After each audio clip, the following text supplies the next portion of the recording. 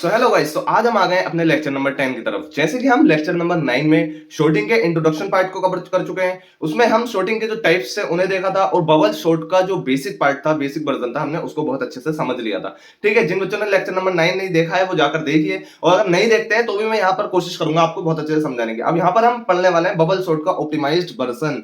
ठीक है, optimize version को यहाँ पर देखेंगे। ठीक है, क्यों हमें उसकी जरूरत पड़ी, ठीक, और बबल शॉट का भी हम थोड़ा बहुत लॉजिक यहाँ पर समझेंगे ताकि हमारा रिवीजन हो जाए। तो चलते हैं बिना वक्त को गवाए, तो थोड़ा सा रिवीजन करते हैं। बबल शॉट में क्या था बबल शॉट में हम क्या करते थे कि अगर मान लीजिए कोई एरे है 10, 90, 80, 40, 30, ठीक है, तो बबल शॉट में क्या होता था, हम अगर एक पास देते थे, पास 1 में क्या होता था कि जो हमारा सबसे ग्रेटर एलिमेंट होता था वो बबल की तरह, जैसे हमारा जो साबुन को जब साबुन के जो बबल होते हैं, सोप के जो बबल होते हैं, वो पानी में जो बड़ा बबल होता है वो ऊपर आ जाता है। ठीक है, इसी तरीके से जो हमारा एरे में जो बड़ा एलिमेंट होता है वो लास्ट में पहुंच जाता है। ठीक है, बड़ा एलिमेंट कहां पहुंच जाता है, लास्ट में पहुंच जाता है एरे की। ठीक है, तो पास 1 में हमारा क्या होता था, कंप्लीट प्रोसेस कुछ नहीं, सिर्फ 10, 80, 40, 30 जो बड़ा एलिमेंट होता था वो कहां पहुंच जाता था, लास्ट में। ठीक है, पास 2 करते थे, फिर हम दूसरा पास करते थे, जिसमें हमारा क्या होता है, दूसरा जो बड़ा एलिमेंट होता था वो उसकी सेकंड लास्ट पोजीशन पे आता था। ठीक है, तो हमारा क्या है 80, तो क्या हो जाता था ये 10, 40, 30, 80, 90। ठीक है, पास कब तक करते थे, जब तक हमारी पूरी एरे शॉर्टेड नहीं हो जाती।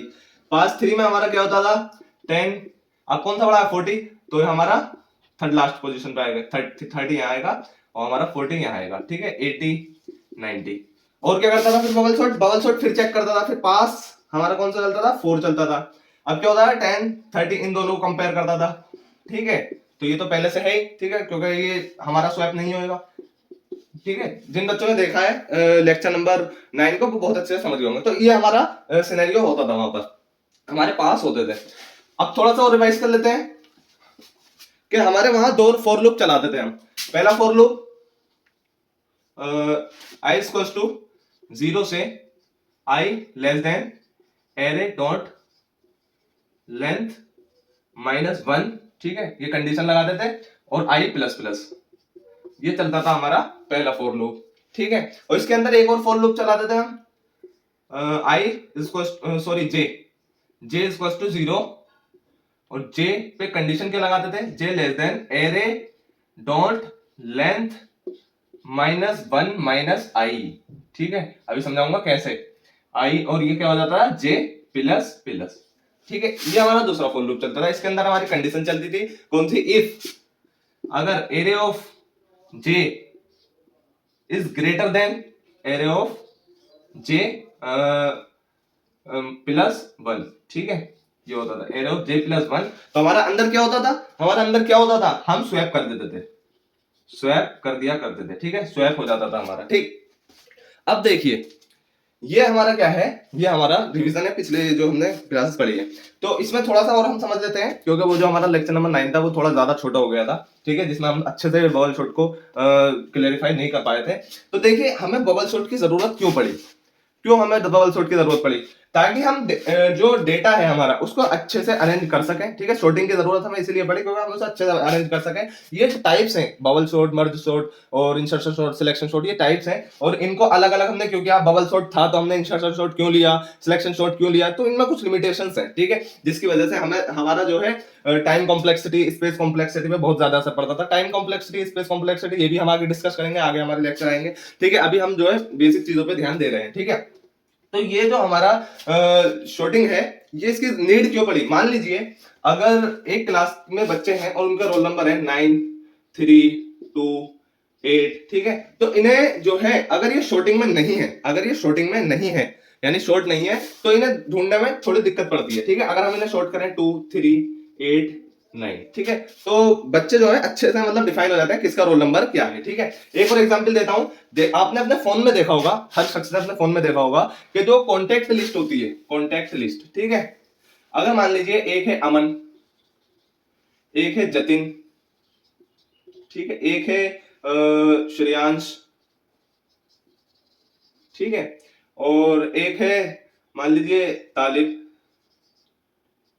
ठीक है, और एक मान लीजिए जिशान, इसी तरीके से तो होता है आपकी कॉन्टेक्ट लिस्ट में। यानी कि जो पहला अल्फाबेट होता है, ठीक है, जो पहला अल्फाबेट होता है वो सीक्वेंस वाइज होता है, यानी कि ऐसा नहीं है जेड यहां हो, ठीक है, आपने कभी ऐसा नहीं देखा होगा जीशान यहां लिख रहा हो, ठीक है, ये जो है अल्फाबेटिकली अरेंज होते हैं, ठीक है, शॉर्ट होते हैं, जिससे हमें क्या होता है, हमें आसानी से पता चल जाता है कि अगर हमें जिशान नाम के नंबर को निकालना है, जिशान नाम के कॉन्टैक्ट को निकालना है, तो हम क्या करते हैं, तेजी से स्क्रॉल कर देते हैं, तेजी से स्क्रॉल कर देते हैं लिस्ट को, और हमें पता होता है जेड जो है लास्ट में आता है, जिसकी वजह से हमारा जिशान जो होगा वो नीचे ही होगा, ठीक है। तो इसलिए हमें सॉर्टिंग पढ़ने की जरूरत रहती है, ताकि हम जो डेटा है हमारा उसको सफिशिएंटली अच्छे से स्पेसिफिक ऑर्डर में अरेंज कर सकें, ठीक है। तो ये हो गया हमारा सॉर्टिंग। अब हमें जो ऑप्टिमाइज वर्जन है हम उसे क्यों पढ़ना है, देखिए इसका रीजन देखते हैं, क्या नीड पड़ी हमें ऑप्टिमाइज वर्जन पढ़ने की इसका। तो देखिए अगर मान लीजिए एरे है हमारी 10 20 30 40 50, अगर ऑलरेडी एरे अरेंज है तब क्या करेगा हमारा बबल शॉट, बबल शॉट फिर क्या करेगा हमारा, पास 1 चलाएगा, ठीक है, पास 2 चलाएगा, पास 3 चलाएगा, चलाएगा नहीं चलाएगा ये बताइए मुझे पहले आप, चलाएगा नहीं चलाएगा, बिल्कुल चलाएगा, ठीक है, क्योंकि देखिए पहले चलेगा इन्हें कंपेयर करेगा, ठीक है, कंडीशन फॉलो होगी इन्हें ऐसे ही रहने देगा, फिर इन पे भी कंडीशन फॉलो होगी, फिर इन पे भी कंडीशन फॉलो होगी, फिर इन पे भी कंडीशन फॉलो होगी, तो ये एक पास तो यहां तक कंप्लीट हो जाएगा, ठीक है। तो हमें पता चल गया कि एरे सॉर्टिंग है, लेकिन बबल सॉर्ट की क्या लिमिटेशन है यहाँ पे, अगर हम ऑप्टिमाइज नहीं करें तो पास 1 चलाने के बाद तो पास 2 भी चलाएगा, फिर पास 3 भी चलाएगा, फिर पास 4 भी चलाएगा, जिससे जो हमारा टाइम है वो वेस्ट होगा, हमारा टाइम क्या होगा, वेस्ट होगा, क्योंकि जब पहली बार में हमें दिख गया, हमें पता चल गया कि एरे सॉर्ट है ऑलरेडी, तो हमें क्या जरूरत है ये बाकी के पास चलाने की, बाकी के पास चलाने की क्या जरूरत है, ठीक है। तो इसके लिए हम ऑप्टिमाइज वर्जन पढ़ना है एरे का।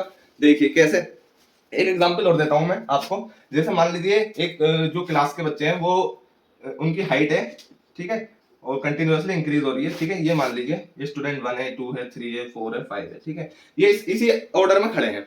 अब जो टीचर है, जो टीचर है उन्होंने कहा कि सारे ये बच्चे अपनी हाइट को असेंडिंग ऑर्डर में क्या कर लो, असेंडिंग ऑर्डर में एक साथ खड़े हो जाओ, ठीक है, असेंडिंग ऑर्डर में अरेंज कर लो अपनी हाइट को। अब एक भी बच्चा नहीं हिला, एक भी बच्चा नहीं हिला अपनी जगह से, क्योंकि वो ऑलरेडी असेंडिंग ऑर्डर में खड़े हैं, ठीक है। तो टीचर क्या करेगा, अगर हम ऑप्टिमाइजेशन नहीं करें वर्जन में, तो टीचर क्या करेगा, फिर एक बार और कहेगा, एक बार कह दिया, फिर दूसरी बार कहेगा, फिर तीसरी बार कहेगा, फिर चौथी बार कहेगा, फिर 5 बार। क्या जरूरत है 5 बार कहने, जब टीचर को पता चल गया एक बार के कहने में ही कि हाँ बच्चे असेंडिंग ऑर्डर में खड़े हैं, ठीक है, तो ये हमारा वेस्ट ऑफ टाइम है, ठीक है। तो यही चीज मैं आपको समझाना चाह रहा था, और इसीलिए हमें ऑप्टिमाइज वर्जन की जरूरत पड़ी। अब देखते हैं ऑप्टिमाइज वर्जन क्या होगा हमारा। इसमें नीड पड़ती है हमें अपने बूलियन फंक्शन की, बूलियन फंक्शन की नीड पड़ती है, ठीक है। हम करते हैं Boolean swapped equal to false, ठीक है। अगर क्या होता है, जैसे मान लीजिए अगर हमारा जो पहला एलिमेंट है वो दूसरे एलिमेंट से बड़ा होता है, जैसे हम उसमें करते हैं बबल शॉट में, ठीक है, तो हम क्या करते हैं स्वैप्ड इक्वल टू ट्रू कर देते हैं, ठीक है, तो स्वैप्ड हो जाता है इजीली, ठीक। और अगर इफ पहले पास के बाद जो पहला पास होगा, ठीक है, उसके बाद अगर हमारा जो स्वैप्ड है, ठीक है, इक्वल टू फॉल्स आता है, यानी कि एक भी हमारा स्वैप नहीं हुआ, जो हमारी एरे थी उसमें एक भी स्वैप नहीं हुआ पहले पास में, तो हम समझ जाएंगे कि जो हमारी एरे है वो ऑलरेडी सॉर्टेड है, ठीक है। हम क्या कर देंगे, यहीं ब्रेक लगा देंगे, ठीक है, और हमारे जो बाकी के पास होंगे वो खत्म हो जाएंगे, बबल सॉर्ट को ये ब्रेक हमारा रोक देगा, ठीक है। आई होप ये आप अच्छे से समझ चुके हो, ठीक है। अब हम चलते हैं बिना वक्त गवाए अपने कोड की तरफ। वहां कोड में हम अच्छे से समझेंगे कि ये हमारा जो कोड है वो कैसे काम करता है, और हमारा जो ये लॉजिक है वो किस तरीके से काम करता है, ठीक है। तो अगर आपको इसमें थोड़ा बहुत भी डाउट रह गया हो तो आप मुझे कमेंट कर देना, मैं कोशिश करूंगा उसको कमेंट के जरिए सॉल्व करने की, बाकी मैं एक सेपरेट वीडियो बनाकर अपलोड कर दूंगा, ठीक है। टाइम कॉम्प्लेक्सिटी स्पेस कॉम्प्लेक्सिटी की जो हम बात करेंगे वो नेक्स्ट लेक्चर में करेंगे, ठीक है। अभी हम समझते हैं इस बबल सॉर्ट के ऑप्टिमाइज वर्जन को। चलें बिना वक्त गवाए चलते हैं अपने कोड की तरफ। सुनाओ गाइस, ये रहा हमारा बबल शॉट के ऑप्टिमाइज वर्जन का कोड। यहाँ पर हम समझते हैं कि किस तरीके से काम करता है अच्छे से, ठीक है। देखिए हमने क्या किया, सबसे पहले हमने एक क्लास बना ली बबल शॉट ऑप्टिमाइज वर्जन, ठीक है, और पब्लिक स्टैटिक वॉइड मेन काम हमारा यहाँ से स्टार्ट हुआ, ठीक। अब देखिए हमने एक एरे ले ली 10 20 30 40 50 जो ऑलरेडी सॉर्टेड है, ठीक है। हमने क्या किया, फॉर लूप चलाया, जैसे कि हम जो लेक्चर नंबर 9 है उसमें अच्छे से समझ चुके हैं फॉर लूप यहाँ पर कैसे काम करता है, ठीक है। ये पास चलाता है, ये जो हमारा फॉर लूप है ये पास के लिए रेस्पॉन्सिबल होता है कि ये हर पास को चलाता है, ठीक है। और जो हमारा अंदर वाला फॉर लूप होता है वो क्या करता है, वो कंपेरिजन के काम आता है, ठीक है, किस तरीके से हम कंपेयर करते हैं, ठीक। तो अब देखिए यहाँ पे क्या होगा, हमने क्या किया, सबसे पहले एक बुलियन फंक्शन बना लिया, swapped equal to false, swapped equal to false, ठीक है, ये हमने फंक्शन बना लिया यहाँ पे। अब देखिए आगे क्या हुआ, ये देखिए बुलियन क्या है हमारा, ये हमें पता है डेटा टाइप है, ठीक है। स्वैप्ड हमने इसका नाम रख दिया, ठीक है, और फॉल्स यहाँ पे दिखा दिया, ठीक है। बुलियन में हमारी वैल्यू दो ही होती है, या तो ट्रू होता है या फॉल्स होता है, ठीक है।